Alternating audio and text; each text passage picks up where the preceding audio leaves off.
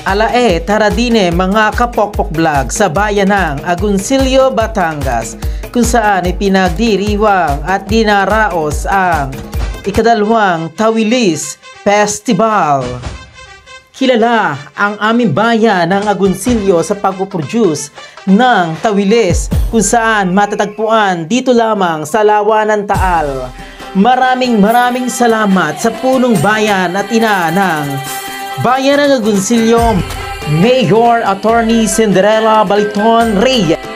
Maraming salamat sa pagpapakilala sa ating natatanging uri ng isda na dito lamang matatagpuan sa Lawa ng Taal. Narito na nga mga kapokpok vlog ang mga ilang clippings na nakuha ko upang ipakita sa inyo sulit ang pagod at hirap na ibinigay ng mga kalahok dito. Bawat barangay at eskwelahan ay nakilahok upang ito ay maisa katuparan ang Tawilis Festival. At narito nga ang mga ilan sa kanilang mga paraphernalia na ginamit sa kanilang pagpe-perform sa street dancing at covered court dancing. Bawat anggulo at tema ng Tawilis Festival ay sadyang kuhang-kuha ng mga nag-perform upang ipakilala ang nag-iisa at natatanging dito lamang makikita ang uri at lahi ng isdang tawilis sa ating bayan ng Agoncillo na sakop ng Lawa ng Taal. At eto na nga mga kapokpok vlog ang pasilip sa mga ilan sa mga sayaw nila dito sa covered court dancing.